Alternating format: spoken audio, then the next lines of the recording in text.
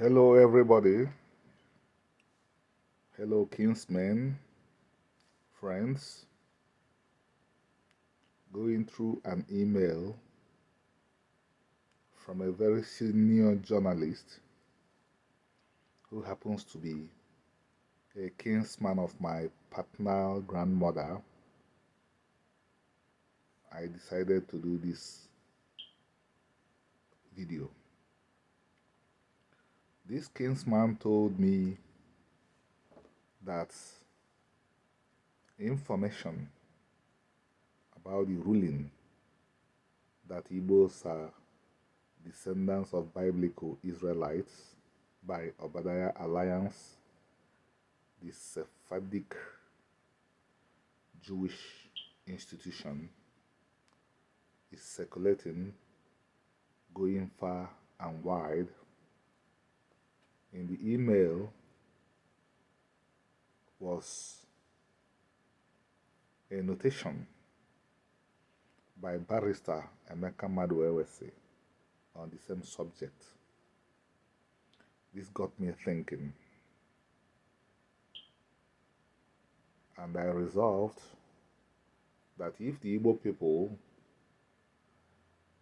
are getting this information, critically important sectors of it should be updated with current information.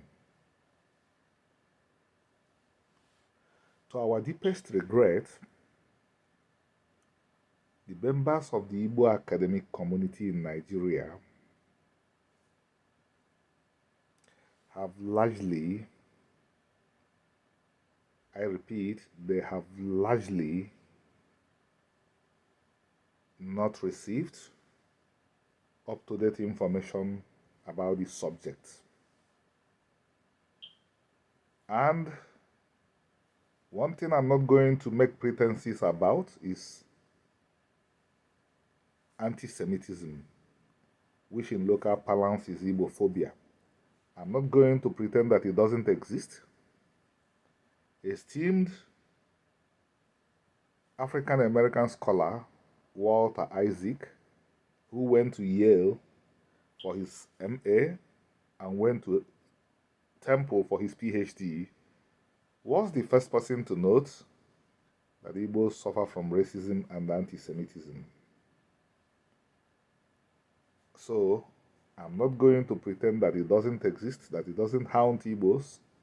I have made it a point to emphasize that Igbos are victims of these two scourges. Even though, being a very proud people, Igbos, I would say, neglect these scourges that hound them and follow them around. So they exist. And members of the media, non-Igbo, some are based in Nigeria, some are based abroad, thinking that if the Igbo people accept who they are, Israelites, that it will be empowering. Because if the Igbos accept we are Israelites, go back to Israelite culture, they will be unstoppable. So what do these people do? They go to critical sectors of the Igbo society like the academia and put this question to them: where are the Igbos from?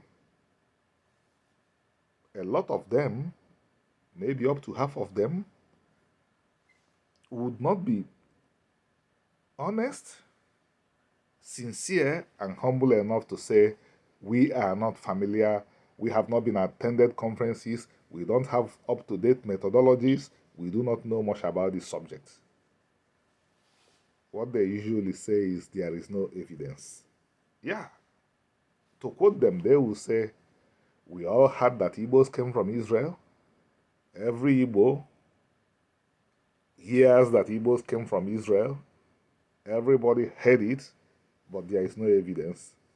And I've been thinking around this a lot. When they say there is no evidence, what they mean is that the Prime Minister of Israel has not said that the Igbos came from Israel. But I've said time and time again that the Prime Minister of Israel is not a scholar as far as this subject is concerned. The only Israelis or Jews that would have a valid opinion on this subject are Israelis and Jews that have studied Igbo culture and history. If they have not studied it, they are not qualified to be authorities on this subject. So, because these Igbos in the academic institutions have not been updated, they add to the confusion. I know a certain Igbo in academia, Professor Tony Nwezigwe. It's good things that we should be recounting.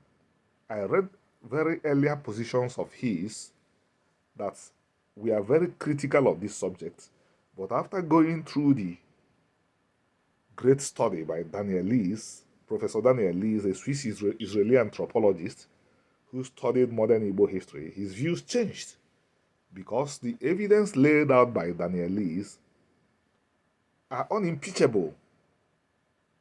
The book made the case beyond all reasonable doubt that Igbos are descendants of the Israelites, but majority of his colleagues in academia do not have this information. Professor James Seeley, professor of literature, German trained, has access to up-to-date information, has gone through books like this,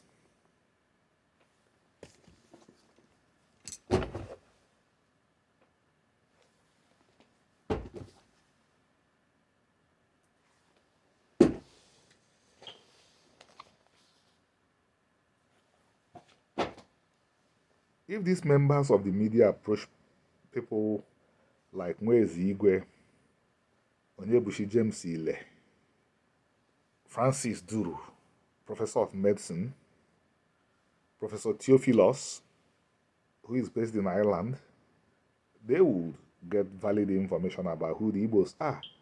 But they don't usually do that. What they do is they go to the University of Nigeria and Nsukka, which is a great institution, but which unfortunately does not have the relevant books, does not have people trained to understand this subject. The scholars don't go on conferences. They are not aware of the recent methodologies. They are not even very familiar with the culture of the Israelites, the culture of the Hebrews, and the culture of the Jews. So they usually get this answer, which simply adds to confusion. Because when they think of Israelites, they think of Jews. And when they think of Jews, they simply think about a white figure, that is a person of European background, in a suit.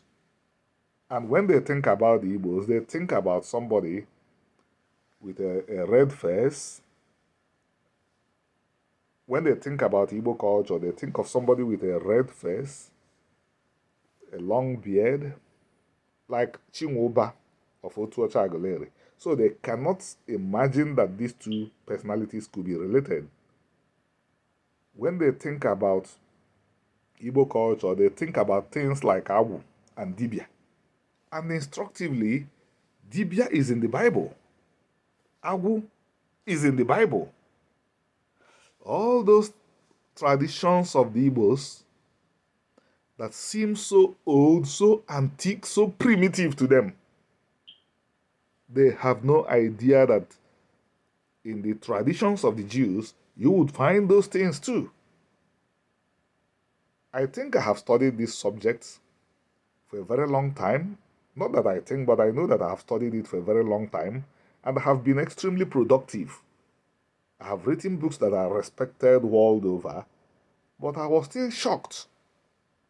Recently, when one of my friends, Jude Ekwedike, who has been involved in study of Kabbalah, said he found something that I wrote very interesting. I said, what is it that I wrote? He said that I was recounting how an incision will be made on the tongue of the Igbo who takes the Ozo on the vow. He said he found exactly the same thing in the Kabbalah, circumcision of the tongue. Kabbalah is Jewish mysticism. But these Igbo scholars that our anti-Semitic press approach, when they remember that their grandfathers had incisions, underwent circumcisions of the tongue, they could not imagine how a debonair, sophisticated, psychedelic figure like Netanyahu would do that. Because they just cannot think that the ancient Jew was somebody with injata on the feet, somebody that looked just like their grandfathers and great-grandfathers looked like. So thinking about all this now, I decided to put all this down in video so that when this information goes to them, they will feel challenged to begin to research. Daniel Lees became a household name in academia because of his work on modern Igbo history. I literally was dragged out of a legal practice to get involved in this subject because even as a lawyer, I was very productive. It was in America that I got involved in Afro American studies when I began to hear that some African Americans say we are Israelites. I did not discount their views. I went into research and discovered that a good number of them remembered their Israelite past in Africa. That is what researchers are supposed to be doing. You go to work and not to sit down in your office and begin to say, there is no evidence. Who will provide the evidence? You are the anthropologist. You are the historian. You are the scholar of religion. You studied sociology. You go into the field and dig out the evidence. Netanyahu or Bennett are not the people that will provide the evidence for you. They are not scholars. Thank you, everybody.